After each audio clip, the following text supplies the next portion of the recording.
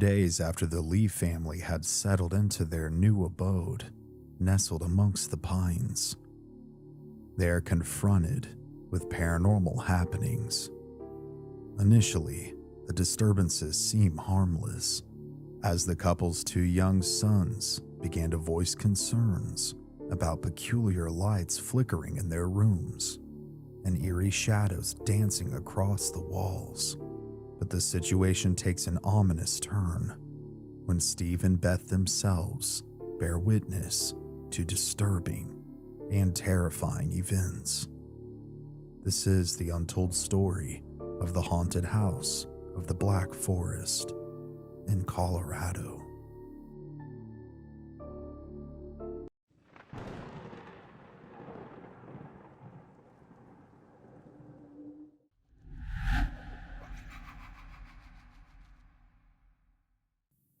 There's an undeniable, almost supernatural call to the eerie and the unexplained that seems to emanate from the depths of dense woodlands. The Black Forest, a vast expanse of towering trees and shadowy undergrowth, has been a breeding ground for creepy tales of the otherworldly. Amidst this foreboding landscape lies a dilapidated house, its weathered walls and creaking floorboards harboring secrets that have captured the imagination of paranormal enthusiasts across the nation. This isolated dwelling, nestled deep within the Colorado wilderness, has earned a reputation as one of the most haunted sites in the United States. Its very existence a testament to the enduring power of mystery and the unknown. The region referred to as the Black Forest is an unincorporated area situated in El Paso County, Colorado, nestled near the city of Colorado Springs. This area was traditionally known as the Pineries, a vast expanse spanning over 1,000 miles, aptly named for the dense concentration of majestic ponderosa pine trees that blanketed the landscape. The Black Forest's remote and secluded nature, coupled with its towering evergreens and rugged wilderness, has long captivated those seeking solitude and a connection with the untamed beauty of nature. The secluded log cabin, nestled deep within the Black Forest region of Colorado, seemed like a tranquil oasis for the Lee family when they first laid eyes on it in 1991. Stephen and Beth, along with their two sons, had relocated from Louisiana, seeking a serene escape amidst the towering pines and pristine wilderness. The sparsely populated area, known for its slow-paced lifestyle, crisp air, and breathtaking vistas, promised a dream home surrounded by untouched nature. Little did they know that this idyllic retreat would soon become a source of inexplicable occurrences and unsettling experiences that would forever alter their perception of the supernatural. About the Lees. Stephen Lee, a father, husband, and truck driver, had done well for his family. And wanting a change of scenery, they found what they believed to be their dream home. A 6,000 square foot, 3-story cabin located within the Black Forest. Situated on 5 acres of land, Stephen and his wife Beth, with every step as they surveyed the property, could envision their 2 young sons playing and growing up there, their own little piece of the American dream. So, it took a little bit of time, but their offer on the home was ultimately accepted, and within the coming months, they would soon call this secluded place home. However, they would fail to realize that it wasn't just inhabited by the family of 4.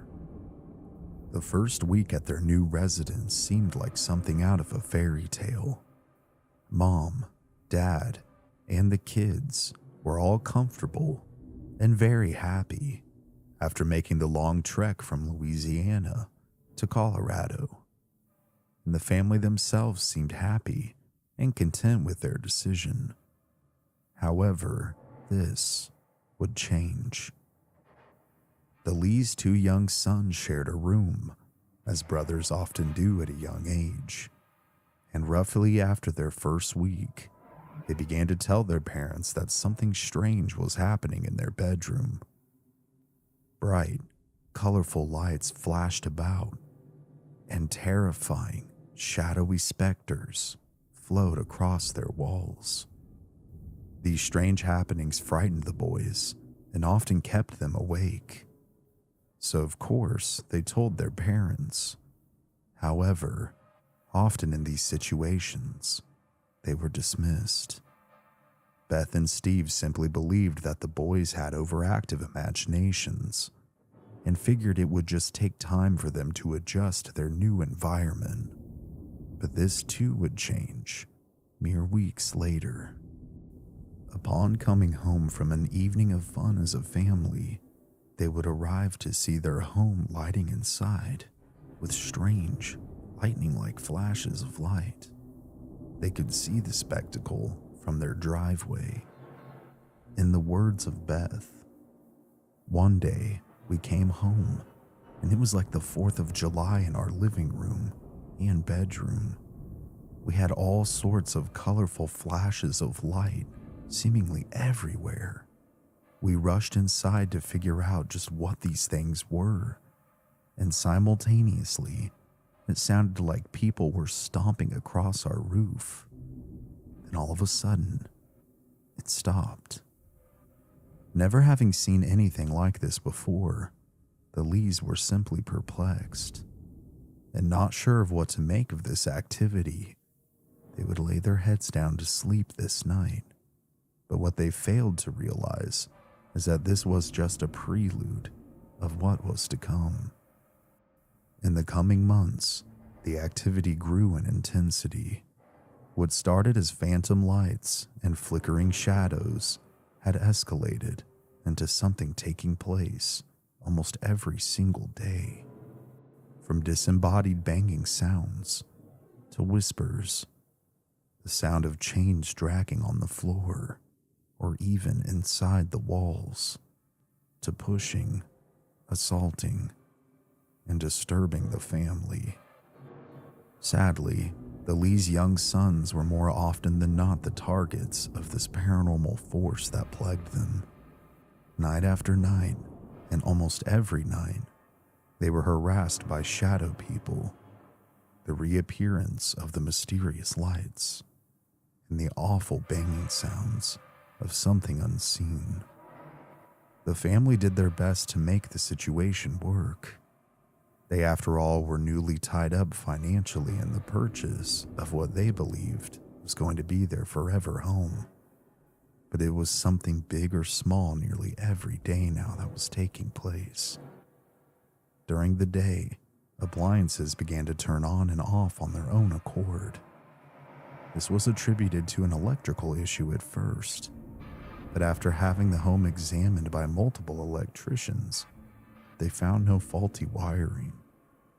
Alongside electrical appliances, faucets began to turn on by themselves, often making a wet mess in whatever room they were activated in.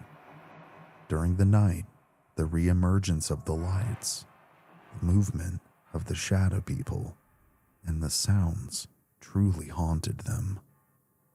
And these disturbing happenings were soon coupled by something new and equally terrible.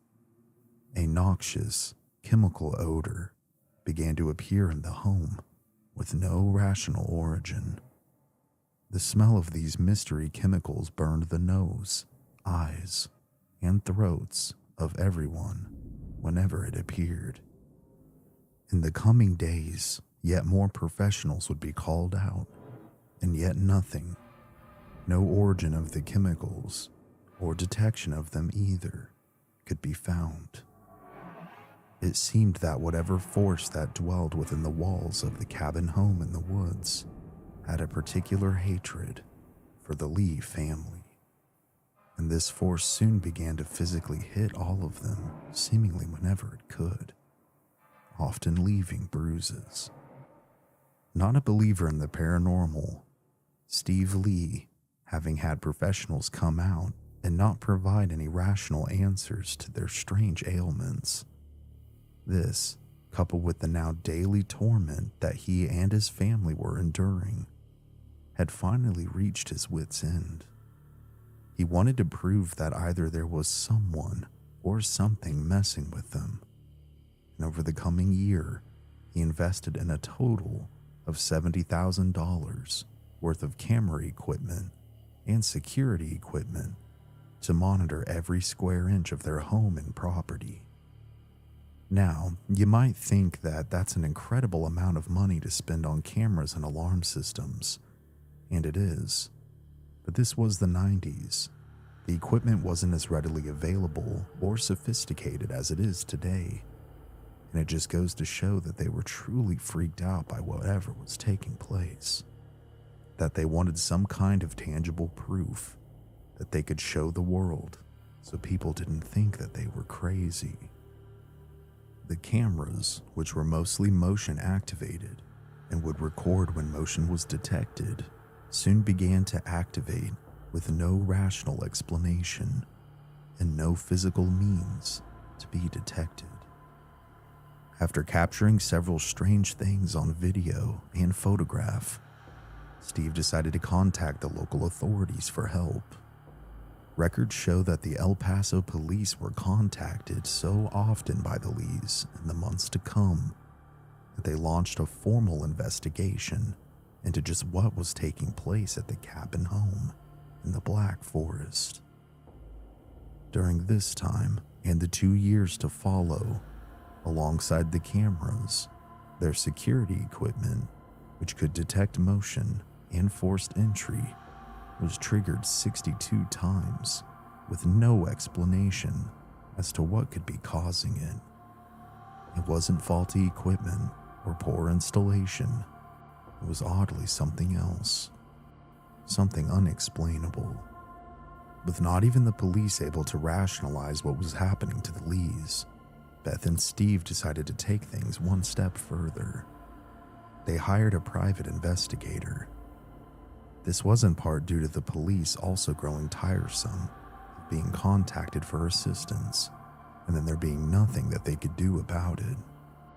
Between the cameras and security equipment, and now hiring a private investigator, the Lees had all but spent the rest of their life savings.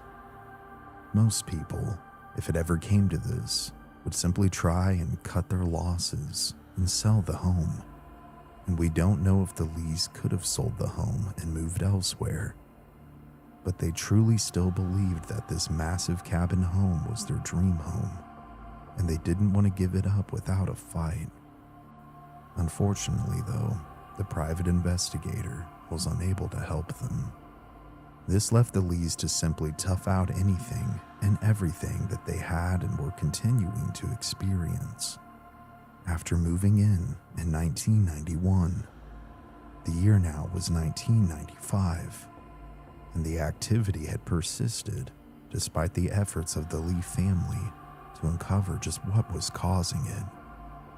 Steve, who still figured there had to be a rational explanation for what was taking place, had a little bit more of an open mind after a lengthy discussion with Beth.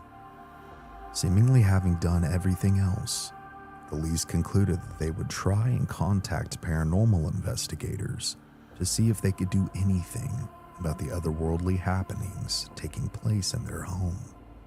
After some research and calling numerous numbers, the Lees ended up getting in contact with a person who would end up being involved with the television show Sightings.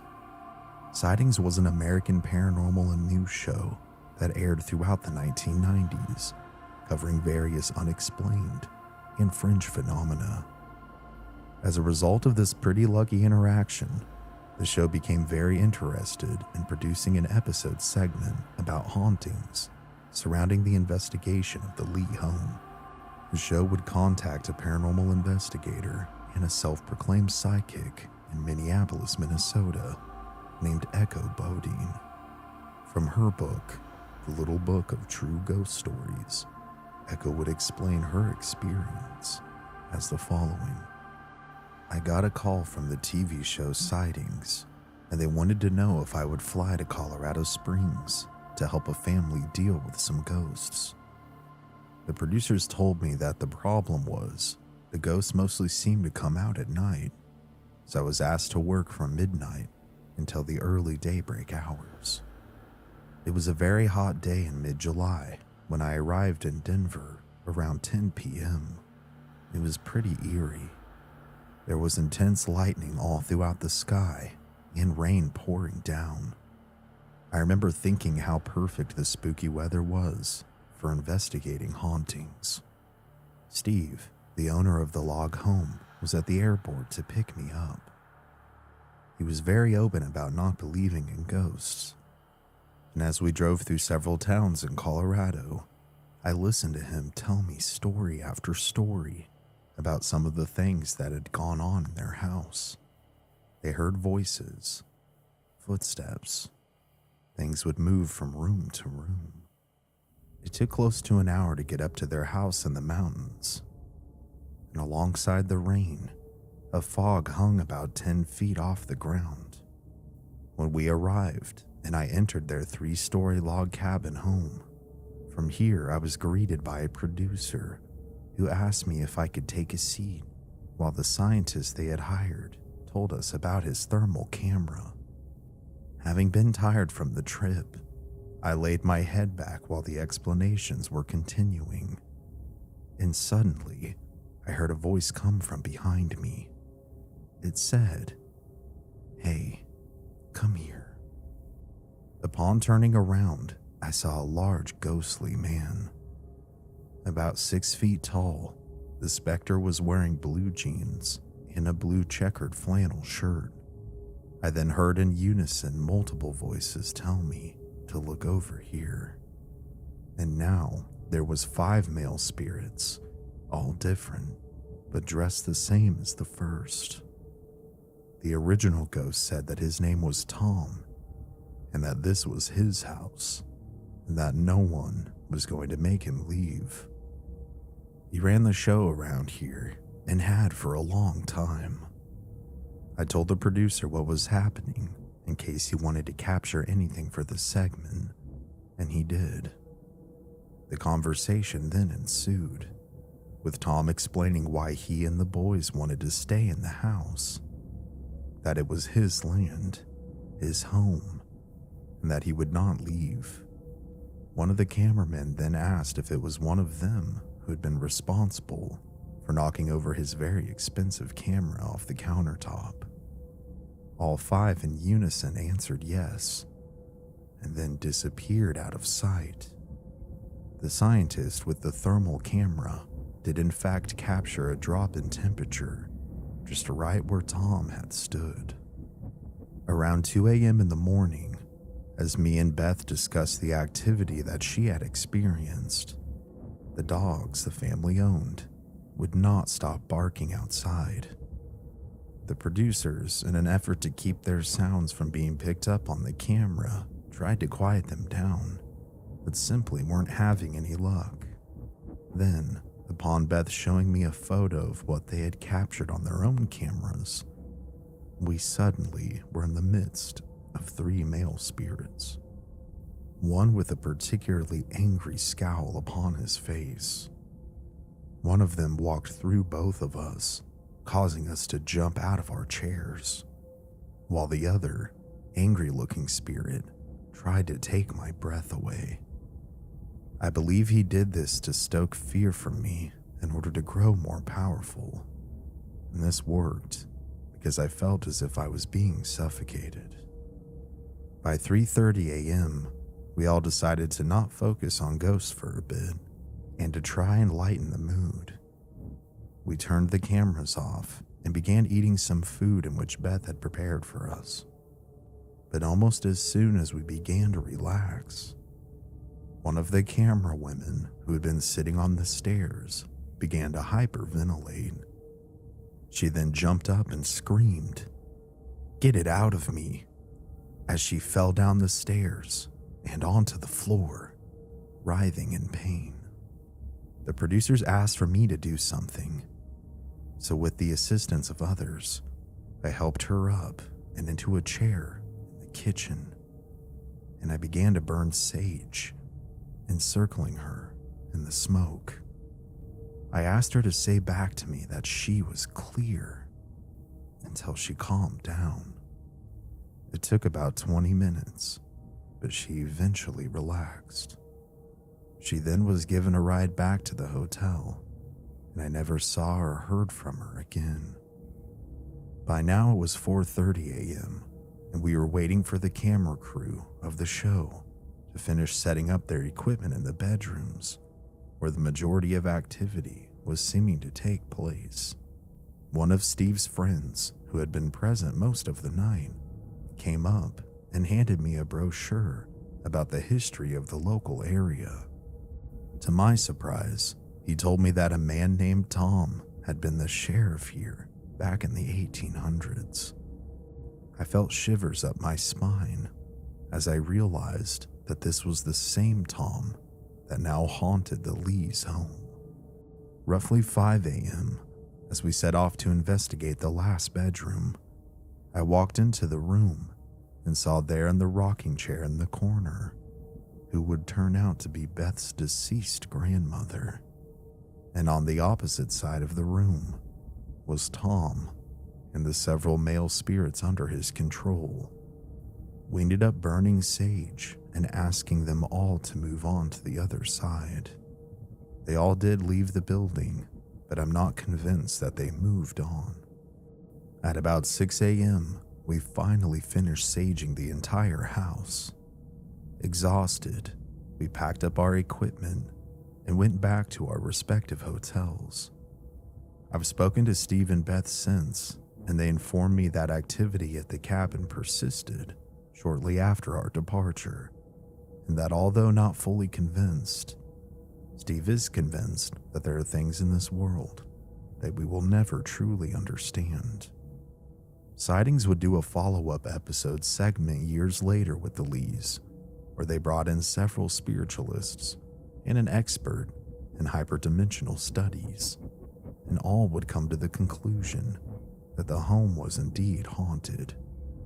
The expert would draw the conclusion that the home sat atop an interdimensional vortex, and coinciding with his conclusion, interestingly, a Hopi elder from the local area would also explain that the Black Forest sits on top what the Hopi call a rainbow vortex, a raging storm, a portal of sorts that contains great spiritual energy and the coming and going of many souls. Sometimes they burn out over time, and sometimes they don't. They are considered gateways between the world of the living and the spirit realm. Some strange and noteworthy things that took place during the second filming of the show's sightings at the Lees' residence was that a paranormal investigator had asked anyone if the name Howard bore any significance to them. The Lees were surprised because one of their best friends in Colorado Springs was a man named Howard. The entity then told the investigator, who relayed the information to everyone, that he was Howard's son, and that he in fact had not killed himself, but rather had been murdered. This disturbed the Lees a great deal because Howard's son had supposedly taken his own life by consuming deadly chemicals, working as a chemist. The stories and reputation of the home got such a local buzz from the press that even a Colorado senator by the name of Charles Duke visited the home with his own camera crew and would snap a few photographic pieces of evidence of apparitions, to his and everyone else's surprise. Senator Duke was so convinced of the Lees' haunting that he even contacted the FBI to conduct a formal investigation, but the Bureau would rebuttal with, no federal laws had been broken. Years later, after everything had happened, Steve Lee, who still wasn't fully convinced of the supernatural, came to his own conclusions as to what was taking place. And for the record, it's a wild theory. He began to believe that the government was using his family and their remote location to test biological agents and psychological weapons of war. He claims he has even photographed military personnel on his property with firearms, and claims that they may have been shutting off the electricity in his home so they could enter undetected.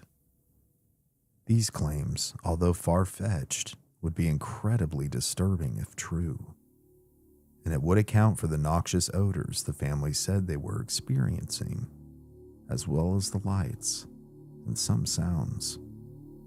But oddly enough as well, the Air Force Base is located just a few minutes away from where the Lees live.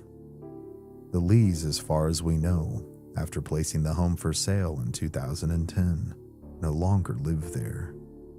The current residents are unknown, but it seems as if the property has changed hands multiple times.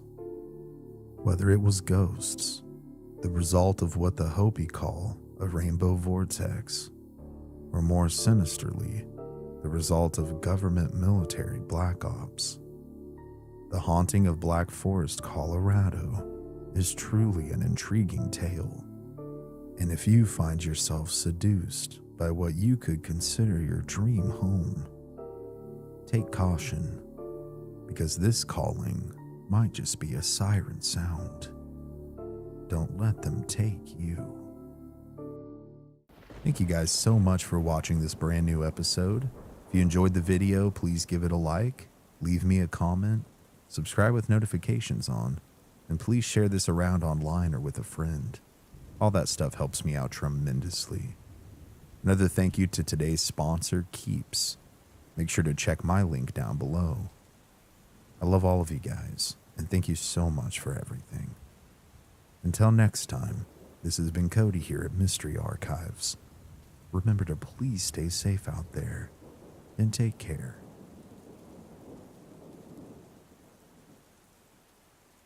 There are certain realms of the paranormal and unexplained that seem to capture our imagination more than others, weaving themselves into legend and folklore, yet occasionally emerging as potential realities. One such entity that appears to dwell solely in the realm of fiction and fantasy is the vampire. However, despite the seemingly mythical nature of these immortal blood-drinking beings, there are instances that surface as purported encounters with these creatures, and one such account allegedly occurred in the tranquil English countryside.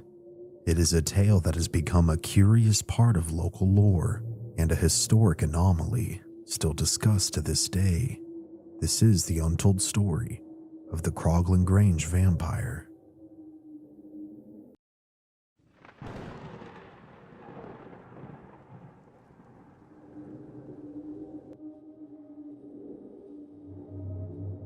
In the idyllic countryside of Cumberland, northwest England, this tale began unfolding in 1875. It was that spring when two brothers, Edward and Michael Cranswell, along with their sister Amelia, ventured to this region and temporarily took up residence in a modest single-home stone farmhouse known as the Crogland Grange, overlooking the picturesque valley and nestled near an ancient churchyard. The property, owned by the Fisher family, seemed to draw the siblings in. Initially intending a brief stay, the Cranswells found themselves captivated by the serene rural life, swiftly becoming familiar faces among the locals. Their initial plans for a fleeting visit gradually dissipated as an inexplicable force seemed to compel them to linger.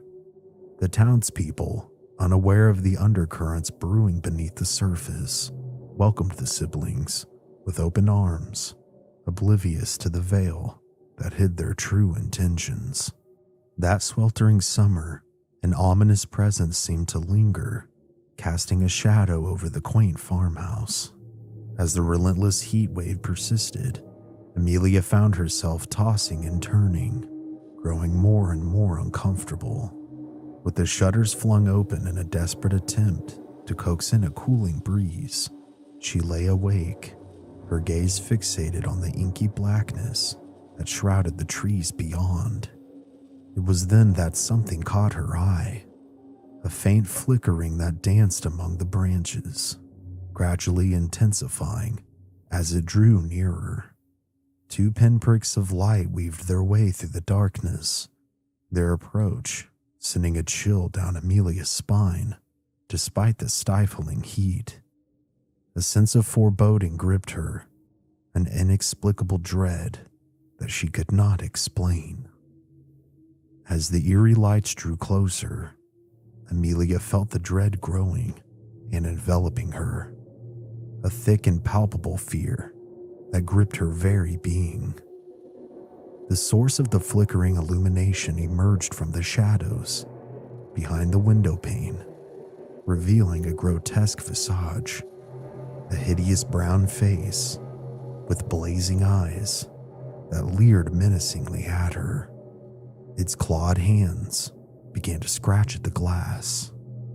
Desperate to gain entry, though fortunately the window remained locked, Amelia found herself paralyzed, her voice trapped in her throat, unable to utter a sound as she trembled in silent terror, transfixed by the monstrous entity outside.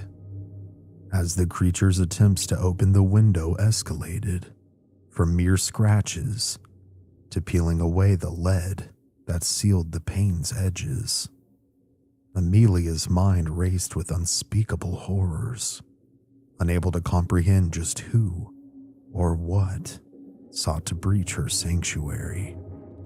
When the window pane shattered onto the floor, a bony, claw-like hand reached through, deftly unlocking the latch from within. Amelia's voice remained trapped, still paralyzed, as a towering, shadowy figure glided across the room. It seized her in its embrace, grasping her hair and forcibly yanking her head back, exposing her vulnerable throat. Despite her desperate attempts to move or cry out, she thus remained petrified, helpless against this monster. As the creature bent down, its teeth poised to pierce her flesh, the searing pain finally unleashed a piercing scream that echoed throughout the night.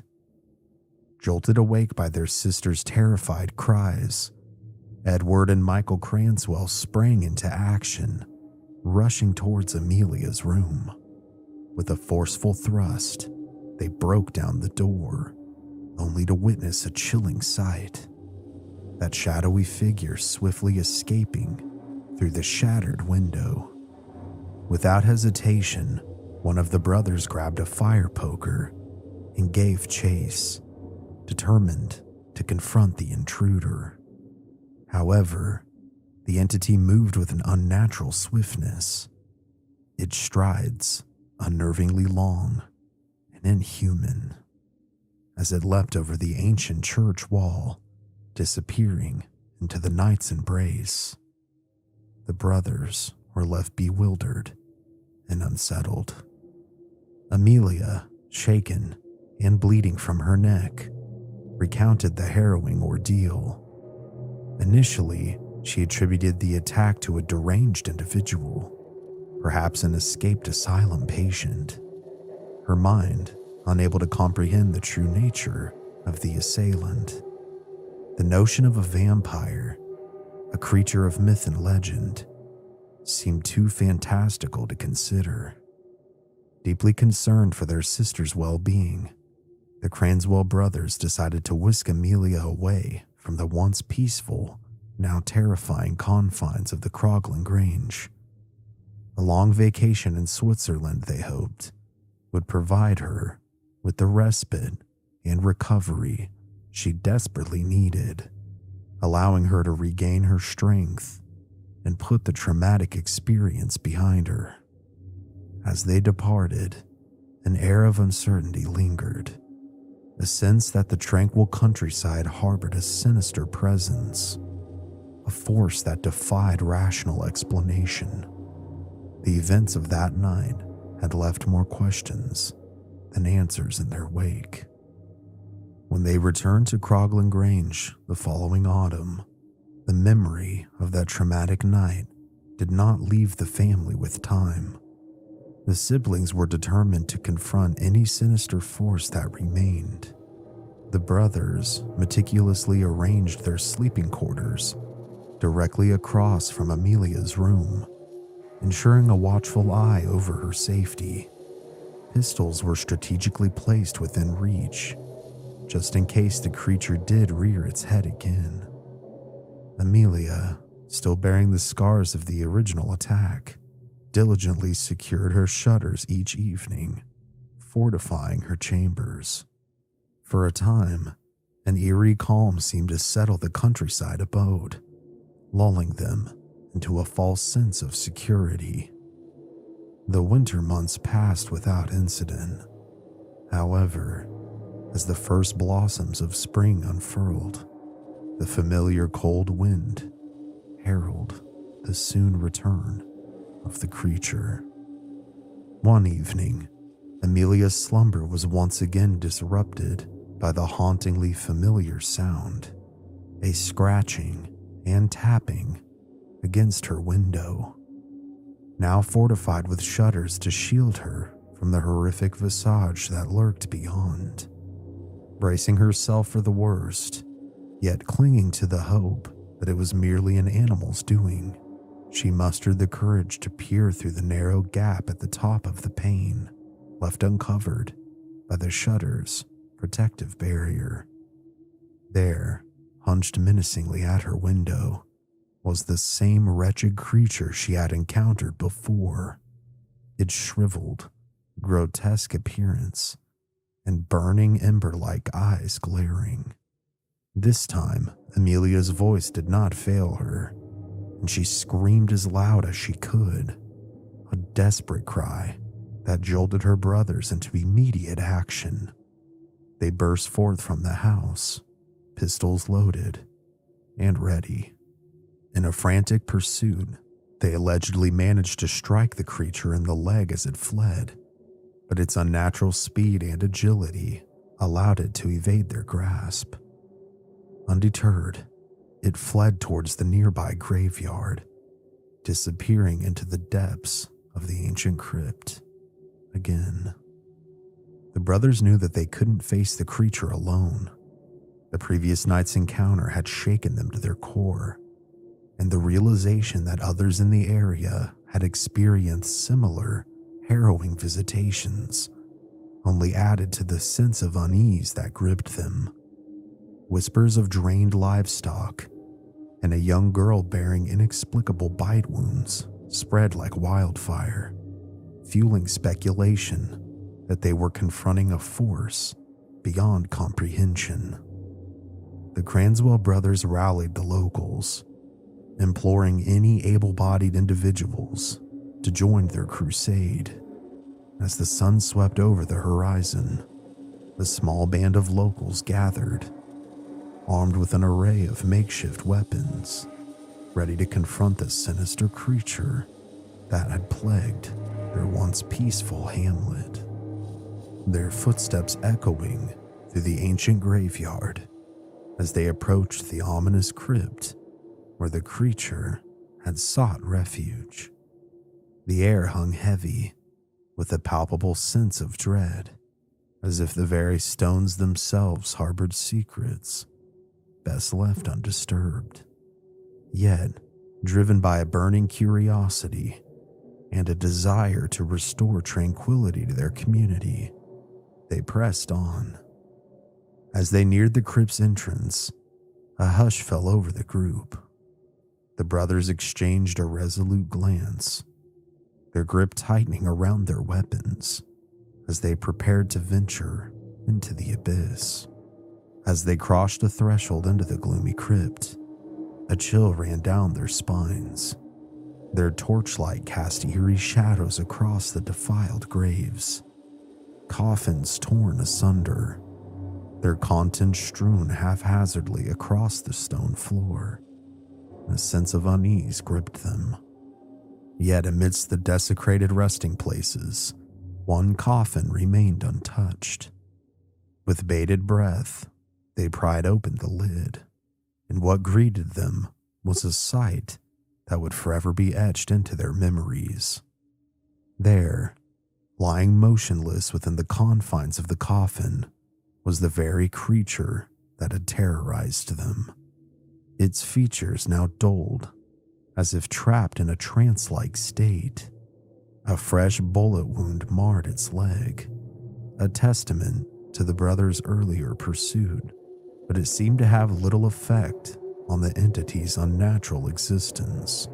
Realization dawned upon them, a chilling certainty that they were indeed confronting a vampire, a creature of myth and legend, now made flesh before their very eyes. The whisper and tales that had once seemed like mere folklore now took on a terrifying reality. The brothers knew that they could not allow this abomination to continue its reign of terror. Swiftly, they set about gathering the necessary materials, determined to purge the entity from their midst once and for all. The crackling flames cast a glow upon their faces as they prepared to consign the creature to the cleansing fire, a ritual that would hopefully bring an end to the harrowing ordeal. As the flames licked at the creature's form, the brothers and their companions watched with a mixture of trepidation and relief, knowing that they had vanquished a force that had threatened to unravel the very fabric of their existence. The smoke curled upwards, carrying with it the lingering remnants of a mystery that had once seemed unfathomable, yet had now been laid to rest, forever etched into the annals of local lore. This rather dramatic and sensational tale was initially recounted by the English travel writer and author Augustus Hare, who included it in his multi-volume 1890s autobiography, The Story of My Life, under the section titled The Beast of Croglan Grange. The narrative reads like a chilling horror story, and given that Hare was known for publishing ghost accounts during an era when sensationally macabre and gothic pulp stories, known as penny dreadfuls, were popular, one might assume it to be a work of fiction. However, Hare presented it as a completely real and factual account, without any indication that it was a fabrication.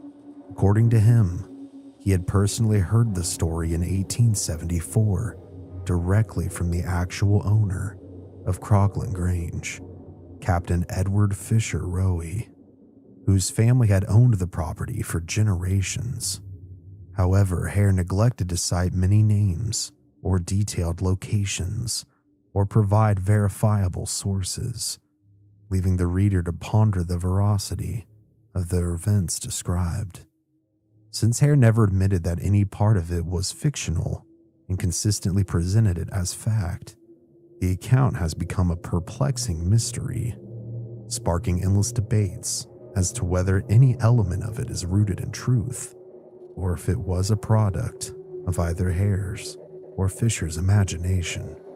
One of the earliest skeptics to scrutinize this published work was Charles George Harper, an English author and illustrator. Harper embarked on a personal quest to Cumberland in 1924, determined to get to the bottom of the alleged events at Croglan Grange. However, his investigation yielded perplexing results. As Harper delved into the heart of the local community, he encountered a startling revelation. Not a single resident had ever heard of a place called Crogland Grange, nor could they recall any whispers of its existence. It seemed as though this location had vanished into the mist of time, leaving no tangible trace behind. Undeterred, Harper scoured the countryside, seeking any semblance of the dwelling described in Hare's account. The closest he could uncover was a structure known as Crogland Low Hall, yet its characteristics diverged significantly from the haunting depiction. Not only was it situated over a mile from the nearest church, but it stood as a two-story edifice, defying the single-story description of the Grange. Moreover, the adjacent cemetery bore no evidence of the sinister crypt that had allegedly harbored the malevolent entity. Harper's quest to substantiate the existence of the Cranswell siblings proved equally fruitless. Despite his meticulous efforts, he could find no records or accounts that corroborated their presence in the region. Compounding this perplexity was the scarcity of clear information provided in Hare's narrative, rendering any attempt to trace their footsteps an exercise in futility. As Harper's investigation drew to a close, he found himself confronted with more questions than answers. The tale of the Crogland Grange vampire, once presented as an unvarnished account of a supernatural encounter, now stood as a tantalizing controversy, its origins and truthfulness lost to time. This cast significant doubt on the authenticity of the Crogland vampire tale, suggesting that it was either an intentional fabrication or an unintentional distortion of the truth. However, Harper's conclusions would face scrutiny in the 1930s when researcher F. Clive Ross embarked on his own investigation in Cumberland. Ross's findings painted a different picture, one that hinted at a kernel of truth buried beneath the layers of mystery. According to Ross's research, Crogland Low Hall was indeed the location Hare described, though the property had since been demolished and a chapel erected in its place. Remarkably, remnants of the original structure remained, including the foundation stones of an ancient church and graveyard. The very same hallowed ground where the sinister entity was said to have taken refuge. Even more compelling was the discovery of a bricked-up window, rumored to be the very one through which the vampire had first appeared, tormenting the unsuspecting Amelia. Ross's findings injected a newfound sense of intrigue into the narrative, suggesting that beneath the sensationalized elements, there may have been a genuine encounter that sparked the tale's origins. The existence of the church and graveyard lent credence to the idea that something inexplicable had transpired in this secluded corner of the English countryside, an event so profound that it interlocked itself into local folklore, evolving and transforming with each retelling. Was it a mere fiction, born from the fertile imagination of a storyteller, or did it represent a distorted recounting of a genuine paranormal event, its details obscured by the passage of time? The answers remained elusive, and the tale would continue to captivate generations to come. However, further investigations shed new light on the narrative. It was discovered that others in the region had indeed heard the story, an old, mostly forgotten local myth, and the Fisher family was very much real. One local resident even revealed that Crogland Low Hall had once been referred to as Crogland Grange until 1720, suggesting that although Hare may have mixed up the dates, at least some elements of this tale held true. This aligned with the findings of a journalist, Lionel Fanthrope, who in recent years concluded that a Crogland Grange and a vault matching the one in the story had existed in the 1600s. While the full scope of events remained obscured, the possibility that an inexplicable encounter had indeed transpired in this secluded corner of the English countryside. The tale and origin of the Crogland Grange vampire remains uncertain, while the evidence neither confirms nor denies the events described. The lack of concrete proof poses a significant challenge for those seeking to validate the existence of a bloodthirsty creature of the night stalking the English countryside in the 1800s. It is highly plausible that this account originated from an unreliable secondhand source, perhaps Fisher himself, who may have fabricated the story, drawn inspiration from sensational Gothic literature of the era, or distorted factual elements beyond recognition. Alternatively, it could be the work of pure fiction crafted by Hare, skillfully weaving real locations into a narrative presented as truth for dramatic effect, only to be misconstrued as a potentially genuine encounter in later years, taking on a life of its own. Or perhaps it was merely a mischievous jest, a playful attempt to captivate and perplex.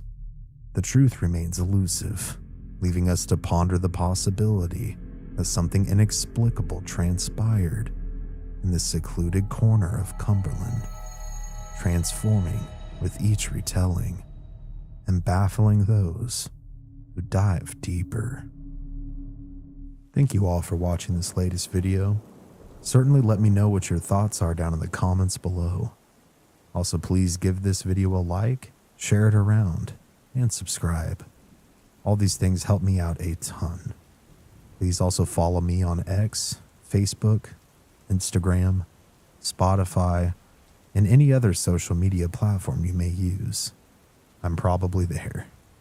Aside from that, guys, thank you again for allowing me to entertain you.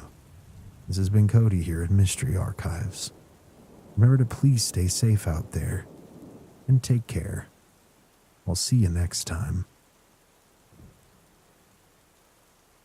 The oldest of native Hawaiian chants describe the Hawaiian Islands, the spirits that inhabit them, the forces of nature that shaped them, and all the living things upon them as inextricably connected, and perhaps the wisdom of the native peoples is true and not just folklore.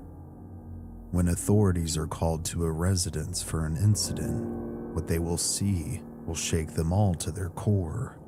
A supposed entity with an insatiable hunger for blood and corpses makes its presence known. Are the infamous tales true? This is what we will discover as we dive into the untold story of the haunted Kasha House of Kaimuki, located in Hawaii.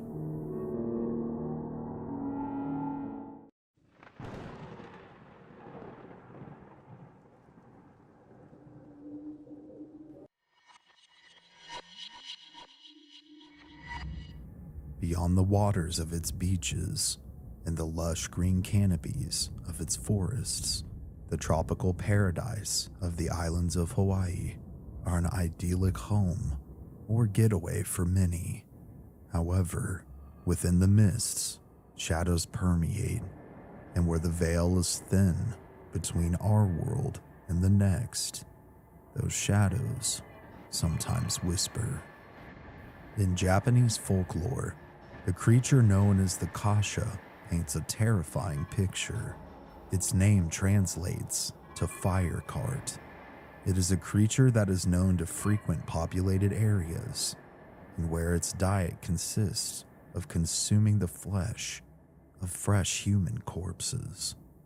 According to the lore, these creatures are a type of Bakineko, or a type of hellcat that lives among human beings under the guise of a common house cat or a stray. They are bipedal and larger than most people. When they make themselves known, they are accompanied by the flames of hell, and strong thunderstorms are left in their wake. It is only during funerals that their true forms are revealed, and as a result, they are known to snatch the corpses of the freshly deceased and spirit them away to hell for punishment, a type of grim reaper, if you will. Akasha will animate a corpse as a puppet to do its bidding, and then will consume it as the ultimate punishment for one's misdeeds in life. Our story begins around 1940 on Oahu, in Hawaii, in a large house that stands at 8th and Harding in Kaimuki, its foundation resting atop 2 beds of lava rock. The original story that began the infamy of the Kaimuki house tells of a young couple who moved into the home, hoping for a good and beautiful life together. But almost as soon as they moved in, this shared dream would deteriorate. The neighbors began hearing loud bangs and crashes almost every night. And as the episodes grew in intensity, and suspecting that perhaps domestic violence could be taking place, one of the neighbors called the police. When the police arrived and questioned the couple, instead of seeing one or the other upset or abused, they told them something else instead. They began to divulge to the officers that they were being attacked by something that they couldn't see. What happened to the young couple following this particular night is unclear, but what is known is that they moved out a short while after the incident. Sometime later, on August 13th, 1942, on this day, an article would appear in the Honolulu Star Bulletin newspaper, one that described a bizarre happening that had just taken place. And this incident was supposedly caused by the evil doings of Kahuna. For further context, in ancient Hawaii, treatment of the sick was based on the belief that poor health was caused by malevolent spirits or disease-producing demons. Illness was considered the result of sorcery, or in some cases, the ramifications of one's actions. Among the Hawaiians, there existed a group, the Kahunas, or those who were keepers of the secret, whose wisdom had been gained by divine guidance. Kahunas were grouped into various categories, some good and others bad, and sorcery was practiced by the group. It was known as the Kahuna Ananai. So essentially, Kahuna is a form of witchcraft with both white and black magic. On the night the article referred to, police officers were called to a house by a woman during a strong thunderstorm. During the call, the lady kept repeating, "She's trying to kill my children," over and over again. Her words kept being interrupted by loud crashes of thunder and what sounded like items being destroyed in the background. Upon arriving and entering the house, the officers couldn't believe what they were seeing. Those present began to witness something that was truly horrific. The woman who had initially called was screaming in the corner of the main room as her 3 children were levitating before her and everyone. Upon approaching them, the officers, as well as the children, would be slapped, pushed, and hurled across the room by a sinister, invisible force. The children were a brother and 2 sisters, ages 10, 18, and 20. The main officer in charge was a police sergeant. Prior to the call, the family began to smell a very strange odor, like that of sulfur permeating their home, and then the physical attacks began. As the force attacked those involved, the mother of the family ran into her room and returned with several items. She frantically began fanning tea leaves and began throwing salt towards the entity. After several minutes, her efforts seemed to work, as the children and the officer were released from the clutches of whatever this thing was. The family and the officer would vacate the premise following this night of horror. The woman who had called the authorities believed that the happenings were a result of black magic that had been placed on her by her ex-husband, whom she had recently left. This is no doubt probably the most famous stories surrounding the Kaimuki house, given the press it received in the various media outlets, but it certainly would not be the last. 30 years later, another incident would too garner the attention of the people. Another frantic late-night call had dispatched a patrol car in Kaimuki. The girls who lived there had supposedly heard strange noises of someone moving around and talking inside of their house.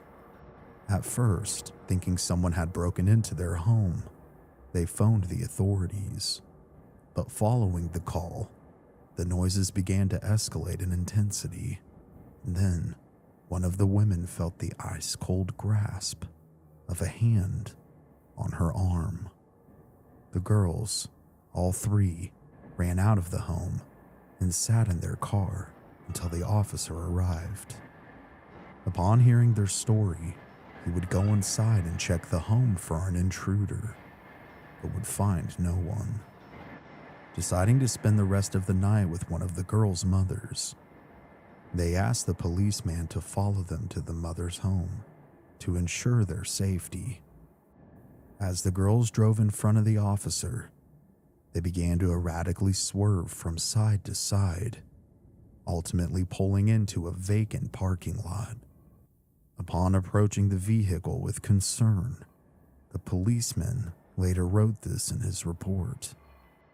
As I approached the vehicle, I could see two of the girls screaming. The girl sat in the middle, in the back, was fighting a person that could not be seen.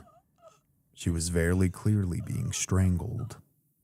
I opened one of the back doors and reached into the vehicle, and to my shock, a big, strong, calloused hand that could not have possibly been that of a teenage girl grabbed my arm and twisted it. Upon freeing myself, I called for backup. The answering officer was certainly prepared for a parking lot fight, but not one with a ghost. Within minutes, the other officer would arrive, and with all the color drained out of his face, the original responding officer told him that there was a ghost in that car. By this point, all women involved had exited the car and were hysterical, crying and screaming. Continuing to quote the officer's report, I told the girl who had been choked to get in my patrol car and the other two women to ride with my fellow officer. But as soon as the young lady sat in my vehicle, which had stayed running during the incident, the motor died. It died and wouldn't start up again. Placing the girls back into their original car, the officer tried to start the vehicle again, and it started as if nothing had ever been wrong. Wanting to get these frightened girls home safe, the original officer and the responding officer agreed to continue to follow them, but upon pulling out of the parking lot, and almost as soon as they had driven about 5 yards, suddenly, one of the girls' vehicle's doors flew open, and the same girl who had previously been attacked was thrown out of the vehicle. Upon rushing to her position to check on her, she was again tearing at her throat and making noises as if she was being strangled. She had also incurred some road rash.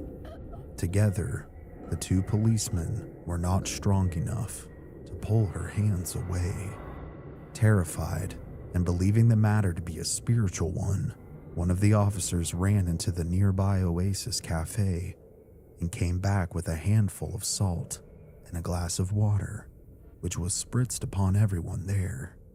And as the drops touched the young woman, she finally was able to catch her breath again. In later interviews, the officer would tell the press that his grandmother had told him that this was a method to make ghosts go away, and perhaps his grandmother was right. Given the time frame in which these stories occurred, most involved may no longer be with us, so corroborating details is nearly impossible. But these tales have certainly made the Kaimuki house infamous. Now, there are several possible explanations as to why and how the home became haunted by whatever paranormal entity or entities. Again, details are scarce, but I've done my best to research and put together the most cohesive theories possible. The first theory refers to a father who, after his wife told him that she was going to leave him, decided to do the unthinkable and end the lives of his two children and his wife that still resided in the home. The wife and son's bodies were buried in the backyard, but the corpse of the daughter was never found. The second theory is that of a strange love triangle. A man was dating a woman who was dating another woman in secret without the man knowing. And upon his discovery of his girlfriend's secret affair, he decided to take the lives of her girlfriend, and ultimately himself within the walls of the Kaimuki house. The original house, from what I could gather, has since been demolished and another home built atop where it once stood. And one of the many questions I have is this home haunted just as the original home was? Was the haunting, if it existed at all, the result of vengeful spirits of those who had met their demise there? The result of a bloodthirsty entity known as the Kasha, who would do anything to feed upon the flesh of the freshly deceased? Or was it something else? Was it perhaps the result of native Hawaiian black magic being practiced on the premises or nearby? Or someone cursing another using this magic? We may never truly have the answers to these probing questions. But one thing is for certain.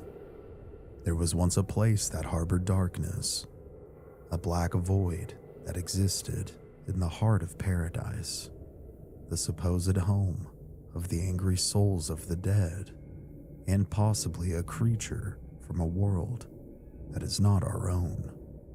So if you see something that's beautiful on the surface, just know that one must be cautious, because something evil could be lurking just beyond the shadows. Thank you guys so much for watching this new video. Hawaii is such a beautiful and cool place full of culture and history and folklore, and I thought it was time to pay some respect and cover a story that originates from one of the islands. If you enjoyed this video, please give it a like, leave me a comment, and share this video around as much as you can. All that stuff truly, and I can't say this enough, helps me out tremendously. Not to sound like a broken record. There are many episodes to come, including one I've been working on for a few months now that I'm really excited to share with you guys. And as a message to my newer subscribers, I do have over 100 past videos that you can check out if you enjoyed this one and want to dive into another paranormal mystery. And other than that, guys, I appreciate each and every one of you. This has been Cody here at Mystery Archives. Remember to please stay safe out there and take care.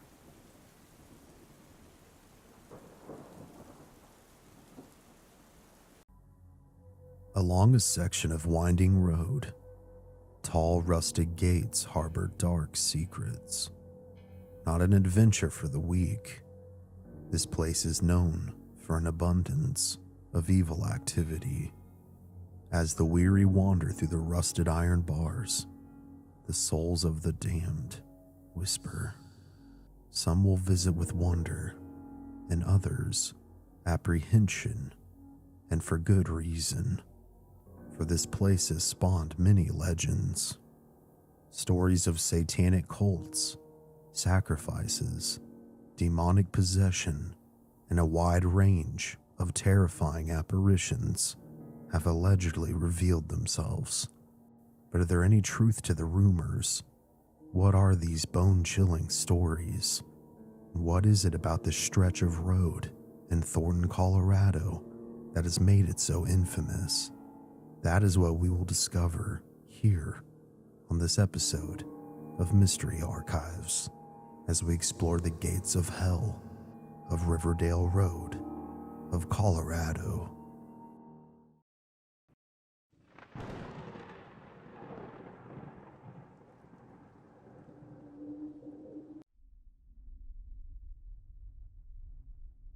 All information provided is purely speculative. I've tried my best to find any and all information I could to the best to fit the stories, and or see possibly where they could have come from, or if there's any truth to them. Riverdale Road, an 11-mile path located between Thornton and Brighton, Colorado, has been a supposed hotspot for paranormal activity for decades. The earliest rumors tell us of a nearby Native American burial ground. When it was in use, it said that the tribe placed a curse upon the land to affect those who would disturb their dead. And as we've heard numerous times before, you don't mess with native burial grounds. Nothing good ever comes of it. More on this later. Over the years, strange entities, those seeming to be half human and half animal, have been known to permeate the path ahead. Could these creatures have been the very feared skinwalkers of native folklore? Not all is evil with this rumor, however. There are both good and evil forces at work. They say that if you see a gray fox along the road, then a benevolent entity has graced your trip. But if a coyote is what you see instead of a gray fox, the path ahead is an ominous and malevolent one. We will certainly dive back into all of these rumors later, but the lore doesn't end here. It was nicknamed closer to modern times for a variety of stories over the decades, and those of which I'll cover now, in no particular order. Many people were lynched upon the trees surrounding the road, and many as sacrifices, some allegedly of former slaves by racist groups, and others sacrifices committed by residents of the local community long ago. Whether the groups were one and the same cannot be distinguished. The gates of hell was once supposedly the home of a commune of Satanists. Satanists who would do anything to keep their black church and its practices a secret. If anyone questioned the leadership, or if an outsider got too close to the truth, they would simply go missing. On the north end of the road, not too far from Highway 7, there once stood a large house, probably what most would consider to be a mansion, but the ruins of this building too harbor sinister secrets. Built by a very wealthy man for him and his family, the home was once quite the marvel to gaze upon, but the ability to look upon the structure would be short-lived. Shortly after moving his family in, once construction was finished, the man began to change, growing colder, more distant, and stranger. Located back behind the home was an underground cellar, and taking the blood from the lives of those who had gone astray. It is here that they say he used black magic, writing strange symbols on the walls with their blood in order to try and conjure spirits and demons, perhaps in order to gain power and wealth. Behind the cellar is an old burnt tree, which has some lore of its own as well. This was where some victims were supposedly hung and burned at the stake, leaving charred remnants. One fateful night, as his family slept, the husband of the family crept up the stairs with an axe, and without the others knowing, he went room to room, slaying his wife and his children as their blood coated the floors of the house. This diabolical man, seemingly demon-possessed, then took fuel and dumped it all throughout the house, lit it aflame, and then stepped outside to revel in pure madness at what he had just done. Was it him or a demon inside of him? This we'll perhaps never know, but he apparently, once the home was partially engulfed in flames, then took a rope, fastened it to the charred tree behind his cellar, and ultimately hung himself, his feet dangling inches above the ground, as the home behind him was reduced to burnt rubble. Other versions of the story say the man disappeared and was never seen or heard from again. A pale white figure of a woman is said to haunt the grounds now. It can be heard screaming some nights when the wind is still. Those that visit the Gates of Hell area have reported, as previously mentioned, seeing strange animals, but they also report seeing and hearing stranger things as well. Disembodied voices, the feeling of being watched, and the sensation of icy hands poking and touching them. Another very strange phenomenon that's said to exist is bloody human handprints materializing on the street signs with no rational origin. This place, like many, seems downright terrifying in my opinion. But is there any truth to any of these stories? Or are they just that, stories? Well, here's what I found, following what we covered in order. Thornton, Colorado was indigenously inhabited by several Native American tribes, most notably the Arapaho and the Cheyenne. Each tribe had very different burial methods. The Arapaho usually buried their deceased on the same day that the person had died. The body was dressed in their finest traditional clothing, and a spacious grave was dug into the ground. The person was then buried with some of their personal belongings, such as clothing and blankets. Stones and other items would be placed on top of the grave to mark its significance and who was buried there, arguably fairly similar to how the West buries people today. The Cheyenne, however, had a very different method. It's unclear how long it took them to typically lay someone to rest, but their funeral customs were that they would wrap the deceased in shawls and blankets. They would proceed to the designated burial ground, and during the procession, a bloodletting practice would take place, where ponies would typically be killed. They are interesting to me in numerous ways, but they wouldn't bury their dead. They would instead build a scaffold of sort and lay the dead on top of it.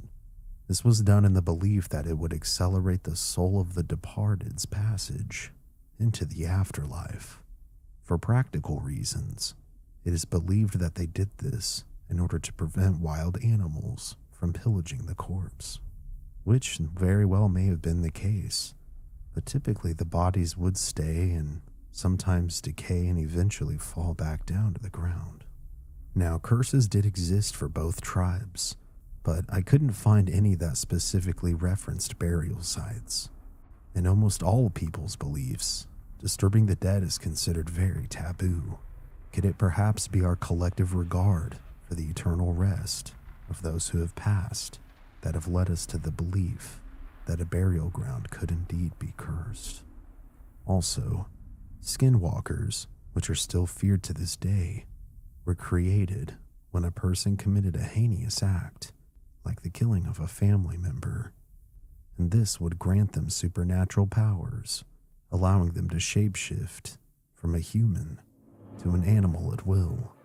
They often become coyotes, wolves, foxes, or bears, though they can transition into any animal. Both coyotes and foxes are allegedly the omens along the road containing the gates of hell. When it comes to the supposed lynchings that took place, I found this. In Colorado, it was a cheap way to execute criminals, and the majority of those that are documented, roughly 175 cases, were mostly the results of court rulings at the time all over the state, and the time being the early 20th century. As far as if formal slaves were lynched, this very possibly could have taken place, but I couldn't find any that were directly linked to Thornton. In total, there were 5 events that were explicitly tied to race, but many took place, again, in the early 20th century, albeit as horrific as they were. After 1919, lynch mobs occasionally flared up to dole out public justice. But as more people moved to the state, attitudes towards this type of behavior and action began to change. Therefore, public opinion, as well as opinion of the courts, moved away from this method of execution.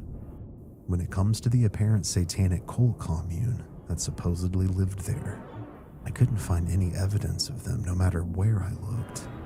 But obviously, if I was a secret cult and I was good at my job, I wouldn't have any evidence of my bloodthirsty existence on the internet either. This now leads us back to the mansion where the name came from. The name Gates of Hell came from the old and rusted iron gates of a burned-down mansion, a blaze that was the result of a madman who took his family out. Now, there is proof of the mansion, who bought it, and what happened that caused it to burn down, but the truth is certainly less spooky than the legend. Before I dive into it, I wanted to also mention that it's more than likely that the charred tree was the result of either the original fire or of a lightning strike taking place. The mansion was originally named the Volpert House. Built in 1864 by a man named David Volpert, this 2-story brick house was a fine structure of dignity. David, who was a very successful prospector, along with his wife Catherine, had 2 daughters and a son. However, even though fitting the time frame when the madman's story supposedly took place, David didn't go crazy and harm his family. He actually would go on to pass away, presumably within the home, at the age of 75. What happened to his family members is unclear, but they most likely moved on and passed away from natural causes. The home, as far as I can tell, sat vacant from the early 1900s until 1975. This is when a man named Dr. Hugo Rodick and his wife, Orion Sally Rodick, purchased the home, working hard on behalf of the Adams County Historical Society. The couple would go on to restore the home and live there for a short time, designating its status as a historical monument. Things seemed normal for the Rodicks until 1 a.m. on November 28th, 1975. The home, which stood at 9190 Riverdale Road, became engulfed in flames. It's unclear whether or not the couple had any children or any that lived with them at that time, but the Rodicks would make it out of the blaze very much alive. And although the origin of the blaze was undetermined, the authorities at the time did determine that arson did not seem to be at play. Dr. Rodick would go on to live and ultimately passed away at the age of 102. It seems as though the Madman Mansion story, as I've come to see it, could possibly be a fictionalized amalgamation of both of the real stories surrounding the Volpert house. The ruins of the home, as well as the original gates, have since been demolished, and the Pelican Pond's open space now sits in their place. Sometimes the truth isn't as fun as the legends that surround an area, and perhaps there could be more truth in some of these tales. Perhaps the area itself is where the veil is thinner between our world and the next. It's hard to say, but one thing is certain. The folklore of America is vast, creative, and entertaining. And it's incredible to see so many stories spawning from seemingly such an insignificant place, like a winding stretch of road in the middle of Colorado. But what do you think? Do you have any stories about the gates of hell? Do you have any stories from your local community that have become legends? Make sure to let me know down in the comments below. If you enjoyed this video, please give it a like, share it around, and subscribe. All these things help me out a ton. I did just want to say thank you guys for having my back as a community. I'm really thankful to have such an awesome group of people not only enjoying my work, but also enjoying interacting and supporting one another. Please don't change. Anyways, guys, please follow me on X, Facebook, and I'm sure I'm on any and all other social platforms that you're on. Spotify as well. I have all my episodes there too. And with that, guys, anyways, I love y'all. Thank you for allowing me to do what I do. And this has been Cody here at Mystery Archives. Remember to please stay safe out there and take care. I'll see you next time.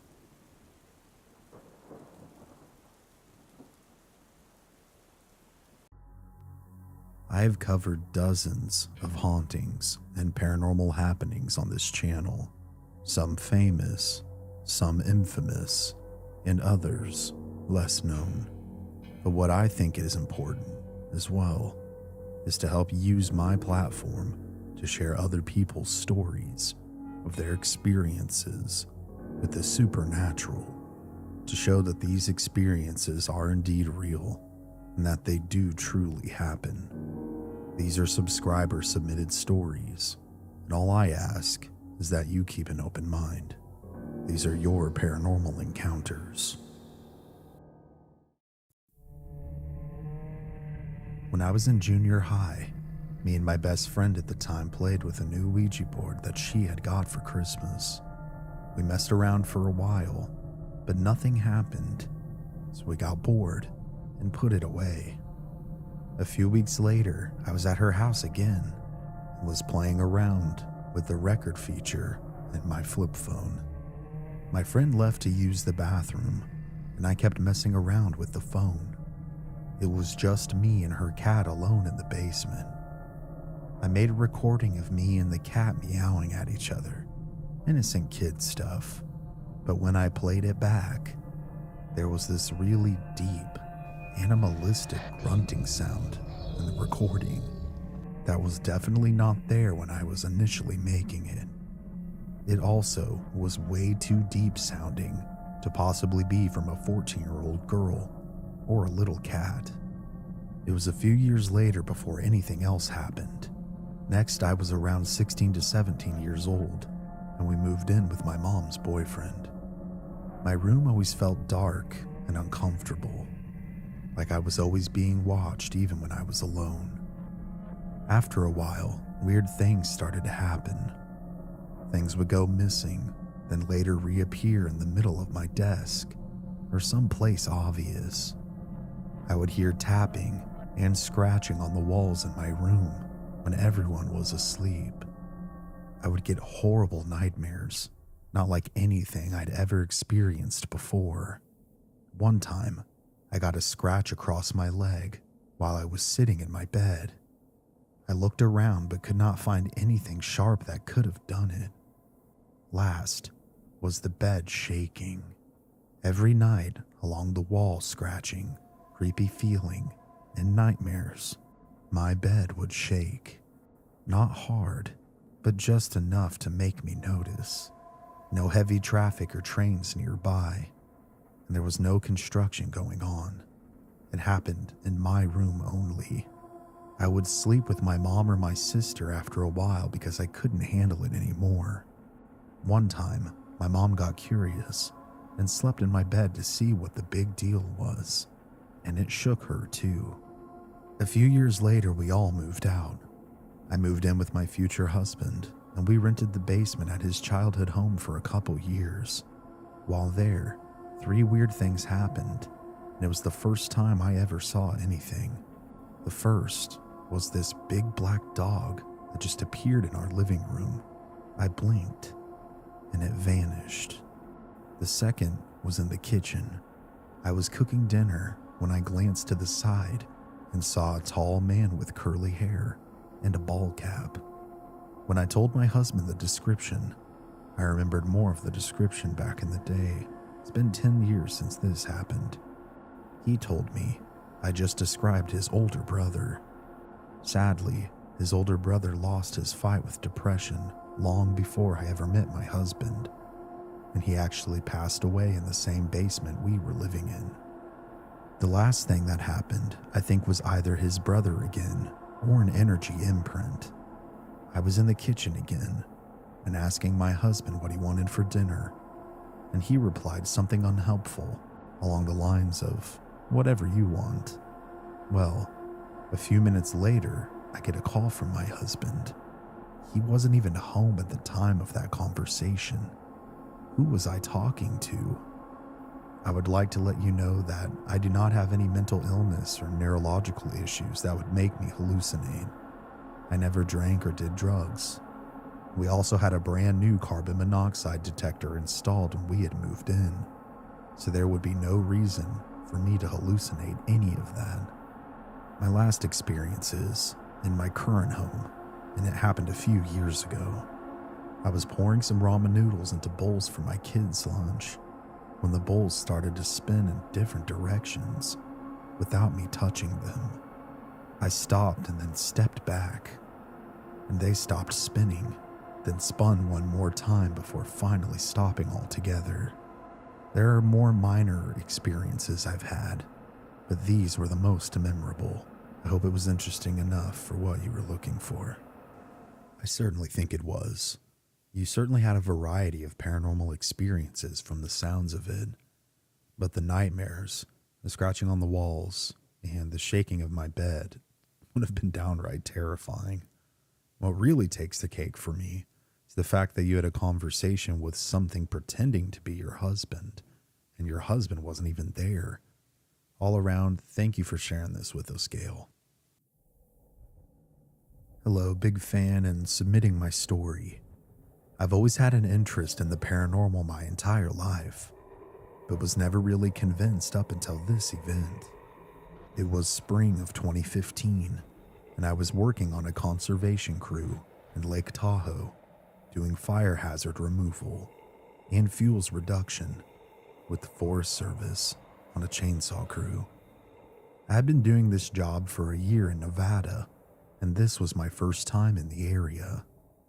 Our workday came to a close, and mind you, this is the day one of our schedule out of a 6-day work week, and we left Incline Village towards our designated campsite at Spooner Lake in Carson City. After our crew set up camp and ate dinner, myself and 2 other co-workers took a brief walk down the service trail until we got to an intersection on the trail that wasn't surrounded by trees. We shoot the breeze and smoke American spirits for about 45 minutes to an hour, laughing and just talking about life. When out of nowhere, in the corner of my left eye, I see a white mist and the silhouette of a person, about 6 feet tall, just glide diagonally from behind a tree. It stands motionless in the middle of the trail we're on, and I can see the dirt of the trail underneath it because it had no feet, but its legs conjoined just after its knees. I couldn't see through it because it was so dense from whatever it was made out of. I whisper my coworker's name to get them to look up from their phone, and as he looks up, he says, "What?" And then he too became frozen as he stared right at this figure. I ask him if he sees it too, and he says, "I think it pierced my soul." While my other coworker is oblivious to all of this happening, it suddenly notices us noticing it and glides slowly, diagonally, across the trail and behind a tree, was gone. The angle in which it moved seemed as though it was a direction or path that we cannot conceive. Anyway, we run back to our campground, which was about 100 to 200 yards away, and just went back to our tents without saying a word to each other or the rest of the crew. The real amazing part about this experience was that, unbeknownst to me or anyone in my crew, is that next to the lake are these hills that gradually go up, and every morning this fog would roll down these hills, and it just looks incredible. However, it is the exact same density and material that the figures seem to be composed of. I think the spirit is somehow part of nature, and maybe burning tobacco brought it out, as if it were an offering. After all, this is an ancient land. That was my experience.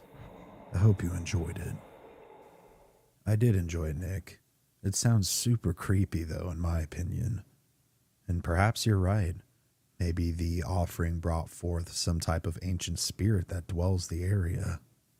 Translucent and or composed of fog just sounds so eerie to me. Thank you for sharing this with us. This must have happened in 1986 or 87, which made me about 6 or 7 at the time. It is important to note that where we were staying back then, a suburb and then Pretoria, currently referred to as the city of Tshwane, a large city even then.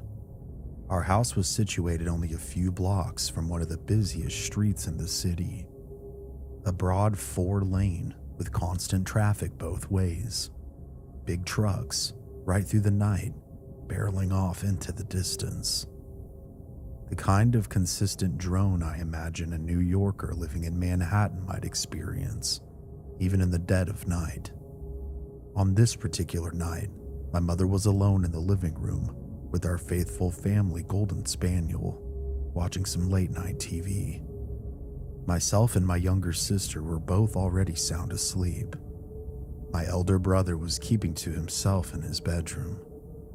My father was not in the picture at the time. A perfectly serene scene. It must have been about 10 p.m., a warm summer evening, and our living room front door was open to allow the pleasant evening air inside. The first thing my mom noticed was a feeling of unease. The feeling was intense and unignorable.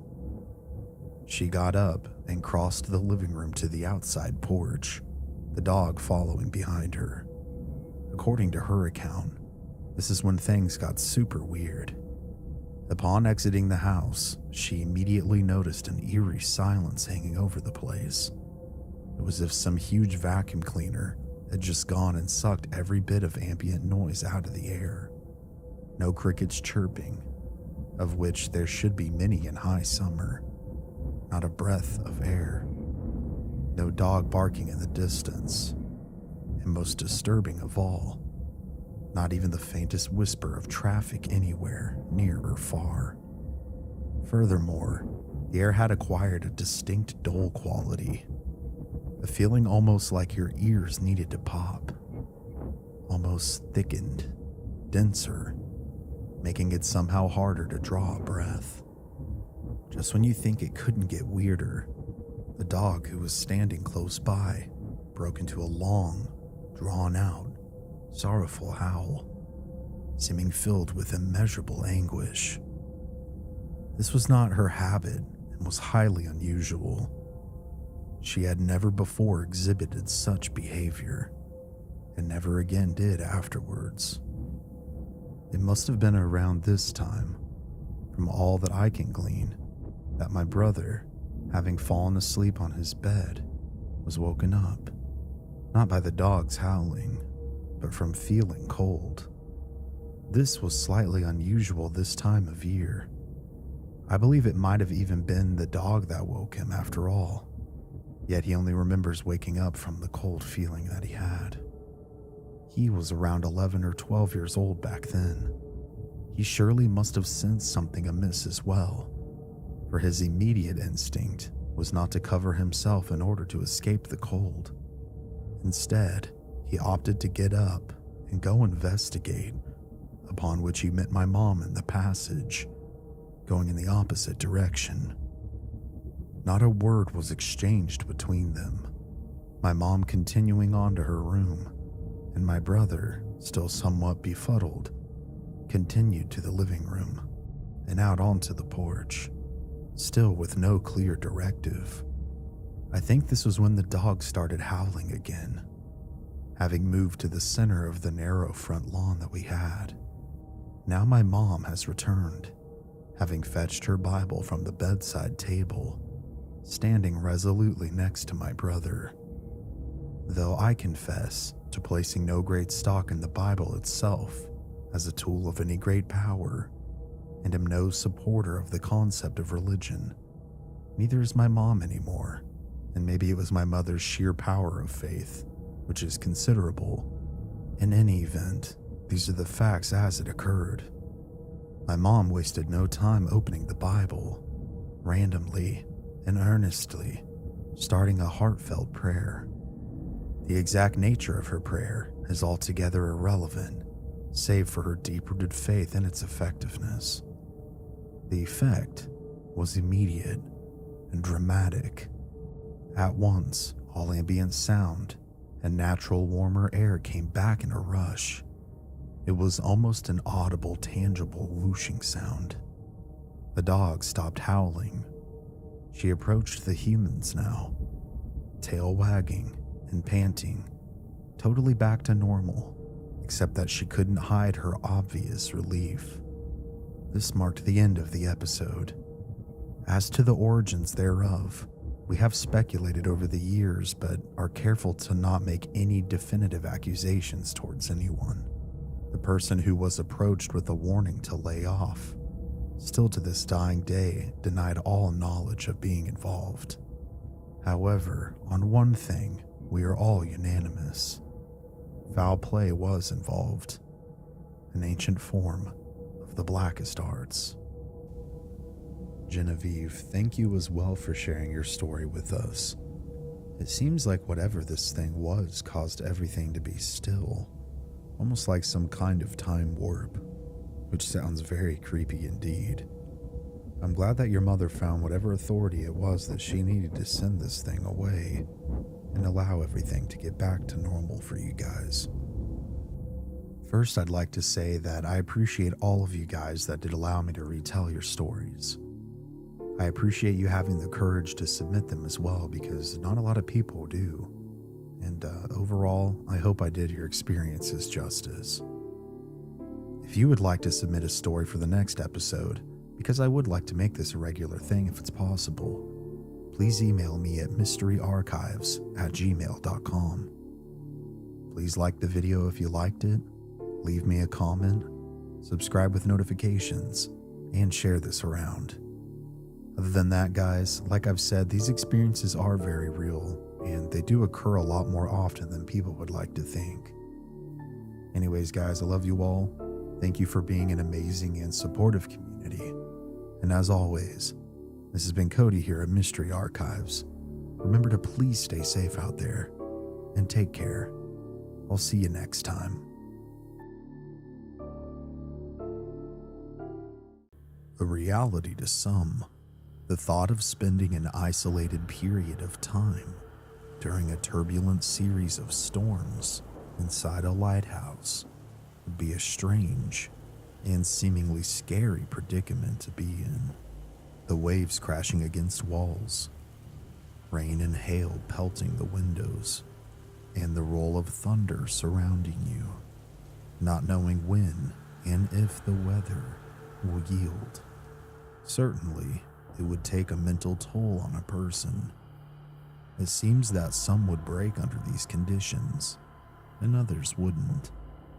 And those that broke, perhaps would never leave.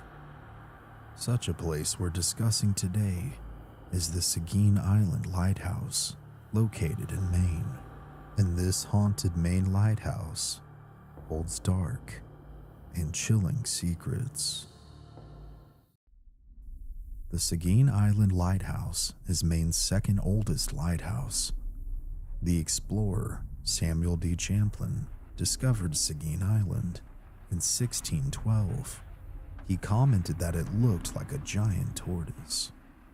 The name Seguin is said by some to be a corruption of a Native American word that means place where the sea vomits. Others claim that it originates from a Native American word meaning hump. Either way, it's entirely appropriate given how it looks. In June of 1786, 55 local merchants petitioned the General Court of Massachusetts for a lighthouse on Seguin Island. The petition noted that the island of Seguin seems to be designated by nature for this purpose, and it stated the opinion that if there was a light upon this island, many vessels would be saved from shipwreck, and many persons preserved from immature deaths. At that time, there were only 3 light stations on the coast north of Boston: at Thatcher Island, off Cape Ann, at Portsmouth Harbor in New Hampshire, and at Portland Head in Maine. It would take nearly a decade, but the lighthouse would be approved by then President George Washington. By April 1795, a site had been chosen, and a request was posted in local newspapers for proposals to build an octagonal wooden lighthouse tower on a stone foundation and a 1-story wood-frame dwelling. A newspaper notice in late October of 1796 announced that the buildings had been completed under the supervision of Henry Dearborn, who would later become the customs collector in Boston and Secretary of War under President Jefferson. Seguin's first keeper, appointed in March of 1796 at $200 per year, was Major John Polaricki, a Hungarian hussar and a count who was born in France and fought with French troops during the American Revolution. His family had been Hungarian nobility, and they dated back as far as 1613. He had settled in Dresden, Maine, and was their town clerk for 25 years, until he applied for and was granted a position as the keeper of Seguin Island Light in 1898. His meager salary was unfit for living off the island in such harsh conditions due to its remote, exposed location, and he constantly requested increases in his salary, but was always denied. His brother-in-law, Christopher Pushard, served as his assistant with him, and initially brought his wife briefly to the island, where they had their first child, Jane. However, Pushard didn't get his family to stay, as relations were strained between the two men.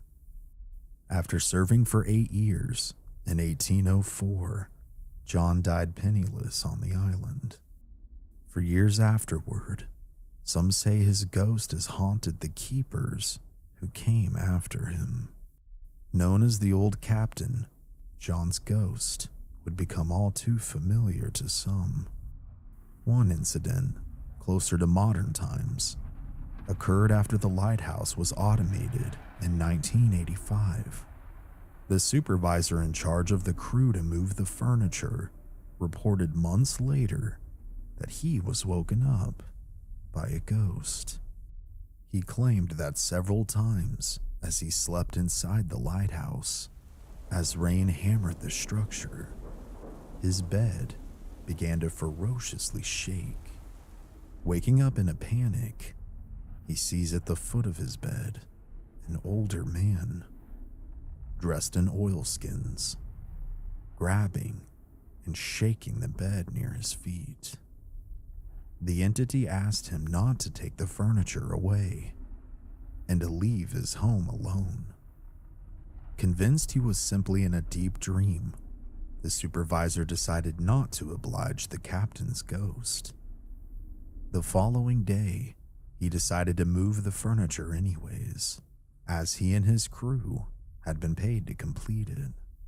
That day, all the furniture had been successfully loaded onto a boat, which was being lowered into the water. But as it lowered, suddenly, the cable mysteriously snapped.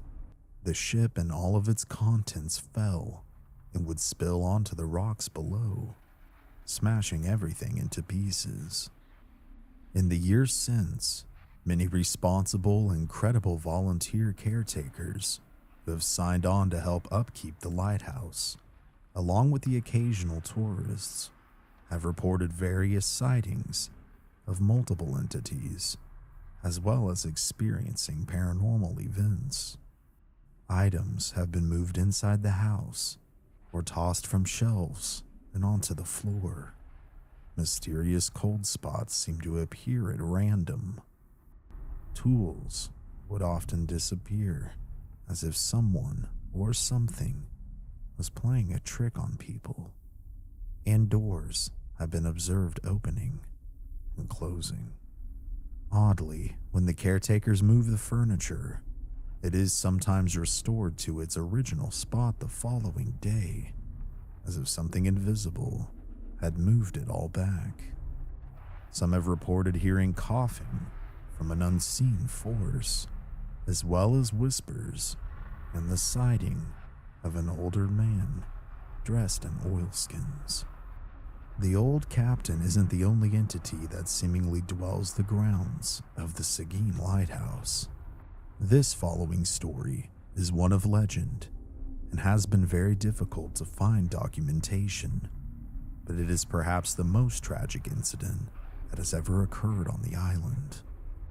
According to the legend, around the mid-1800s, a caretaker or keeper of the beacon, newly married, brought his young wife out with him to tend to the light.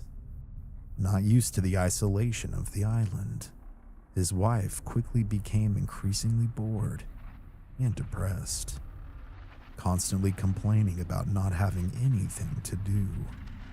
Thinking it would occupy her and keep her mind off the boredom, her husband ordered a piano and asked it to be brought to the island just before winter would set in. Upon its delivery, he proudly presented it to her after numerous attempts to get the piano up the side of the rocky ledge. Once it was up, it was carefully hauled into the keeper's house with the hands of many friends. His wife was delighted, but she couldn't play without sheet music. Fortunately, though, only one song had come with the piano. It was a simple Scott Joplin tune. Soon afterward, when winter had set in, the island was frozen. No other deliveries, despite their best efforts, could come in. Isolated more than ever, together, the man's wife would continually play her piano, playing the same song over and over and over again. The isolation and constant playing of the same tune over countless hours and days began to take their toll. The husband of the couple began to lose his sanity.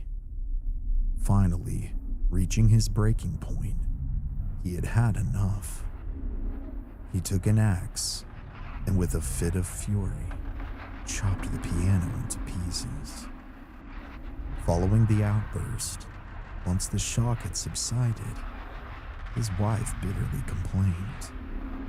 He would then turn on and attack her, gruesomely chopping her with the axe. Within hours, it seemed that the man had finally come back to his senses, but realizing the horrendous act he had committed, he decided to turn the axe on himself.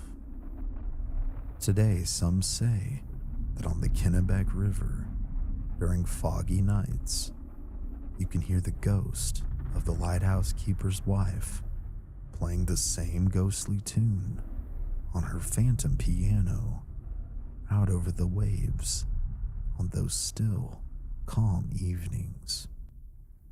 Many mariners and former keepers have claimed to have heard some kind of piano tune playing over the waters as well. These three ghosts have been claimed to have been seen or their presence felt by numerous visitors and volunteers over the decades. Among other entities, some of which I was unable to find origin information on, is the one of a young girl. And her story goes like this. Moving onto the island with her family in the early 1900s, as her father took the position as a keeper at the lighthouse, she was the only child of her two parents. The island is isolated, lonely, and cold. There are no other children to play with, or much to do for a young child to stay entertained.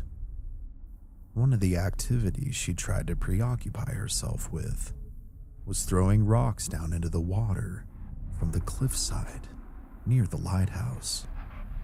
One unfortunate day, as the rocks near the edge were slippery from the mist of the fog surrounding the island, the poor young lady would slip and meet her demise, falling onto the rocks and waters below. It is said that she still lingers on the island and does everything she can to entertain herself and interact with those who happen to visit her forever home. She has been witnessed by many running playfully around the gardens, laughing and smiling, playing hide and seek with visitors for all eternity. She's been seen not only by visitors to Seguin Island, but also by previous keepers who called the lighthouse their home. She's been witnessed running up and down the stairs of the lighthouse, waving to her onlookers, tapping people's backs, only to have them turn around to catch a fleeting glimpse of her small feet running away and phasing out of her vision. There are a few things I would like to mention before we go. Considering the location, I wonder if the lighthouse or the island is indeed haunted. Could it have perhaps started with the misfortunes of the late captain? Or was it something else? Perhaps a battle of sorts, or a tragedy occurred there, or near there, tainting the land. It's hard to say, but with the age of the lighthouse, and given what we know about its history, I wouldn't be surprised if spirits still dwell there. Maybe it is a beacon for souls, as much as it is for ships. And this isn't a sponsorship, but I wanted to provide the following details because I think it's very important to fund and preserve history whenever possible. Seguin Island is a little over 2 miles offshore from the mouth of the Kennebec River, near Fort Popham and Popham Beach State Park. The lighthouse grounds and museum are open to the public, and lighthouse tours are provided during the summer. The Fish and Trips boat, also called the Seguin Island Ferry, provides daily 30-minute services during the summer season to ferry people to the island. And for those who want to try and investigate the lighthouse, there are overnight rustic accommodations available for members of the Friends of Seguin Island. You can contact the Friends of Seguin Island at seguinisland.org. I would encourage all of you to go and experience places for yourselves whenever possible, especially historic places, to help preserve them for future generations. But I will warn you, be careful and be respectful, because if you aren't either, you might just become the newest permanent resident of the isolated island. Thank you all so much for watching this newest episode. While I investigate cases for other videos, sometimes it's fun for me to go and check out more historic places and learn about the stories surrounding them. So if you enjoyed this video, please give it a like, subscribe with notifications on, leave me a comment, and share this around on any and all social media platforms or with your friends and family. All that stuff genuinely helps me out tremendously, especially when YouTube doesn't seem to like our content as much these days. There will be a new and terrifying case for an episode coming out very soon. And I did want to thank you guys, as always, for supporting me. This has been Cody here at Mystery Archives. Remember to please stay safe out there and take care. I'll see you next time.